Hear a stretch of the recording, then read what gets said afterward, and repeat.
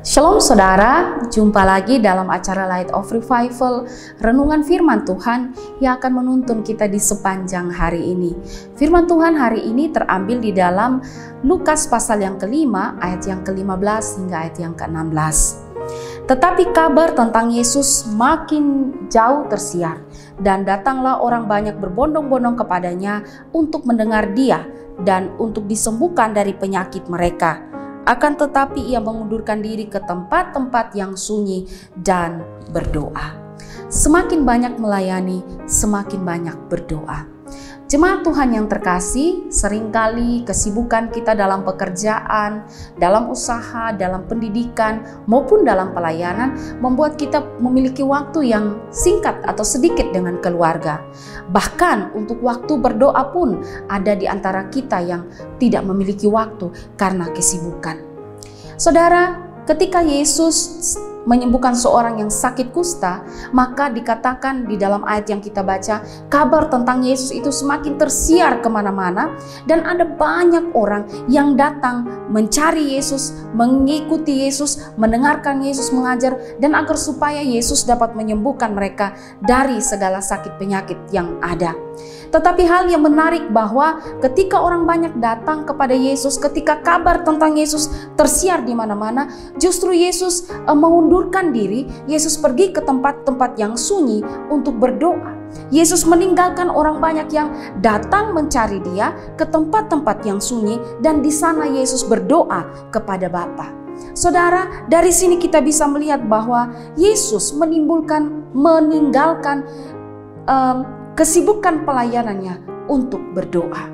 William Hendriksen berkata, Yesus memberi kita suatu teladan dengan tidak mengizinkan apapun untuk menghalangi saat doa rutinnya. Ya, Yesus tidak menginginkan kesibukan pelayanan menghalangi waktu-waktu doanya. Dan ini menjadi teladan yang indah bagi setiap kita, bahwa jangan membiarkan kesibukan kita, baik kesibukan pekerjaan maupun kesibukan pelayanan, jangan membuat kita untuk tidak punya waktu berdoa, tidak punya waktu secara pribadi berelasi dengan Allah. Justru semakin banyak kita melayani, harus semakin banyak kita punya waktu untuk berdoa. Sebab semua yang kita lakukan itu hanyalah bisa kita jalani jikalau kita punya hubungan yang baik dengan Tuhan, dan jikalau kita membawa semua itu di dalam doa kepada Tuhan. Saudara, kalau pelayanan saja harus ditinggalkan sejenak untuk bisa kita berdoa kepada Tuhan, maka untuk hal-hal yang lain pun demikian. Kesibukan pekerjaan harus ditinggalkan sejenak. Kesibukan dalam usaha, di dalam studi harus tinggalkan sejenak supaya punya waktu untuk berdoa dengan Tuhan.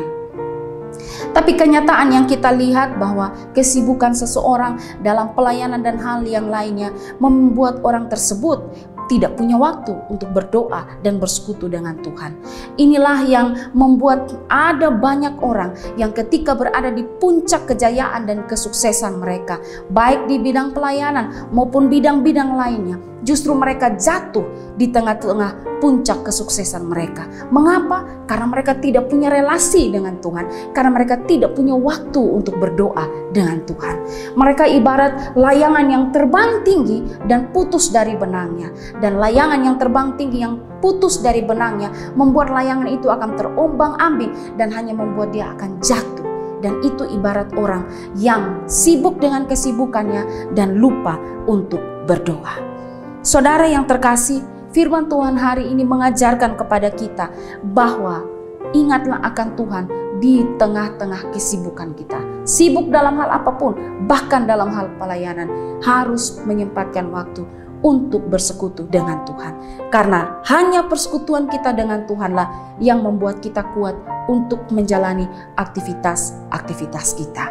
Saudara yang terkasih, mari kita bijaksana mengatur waktu yang Tuhan beri bagi kita dengan baik, agar kita bisa mengatur waktu untuk bekerja, melayani, tapi ada waktu untuk berdoa dan bersekutu.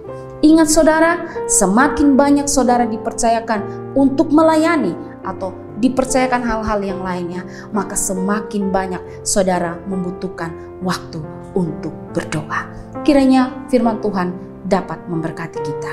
Amin. Mari kita berdoa. Terima kasih Tuhan, firman Tuhan hari ini kembali mengingatkan kami tentang pentingnya waktu kami untuk berdoa.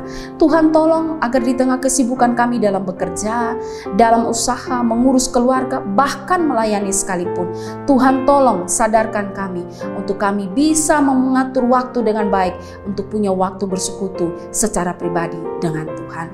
Terima kasih Tuhan, dalam nama Tuhan Yesus kami berdoa. Amin. Jemaat Tuhan yang terkasih, mari jadikanlah firman Tuhan sebagai terang dan pelita bagi jalan hidup kita. Tuhan berkati kita.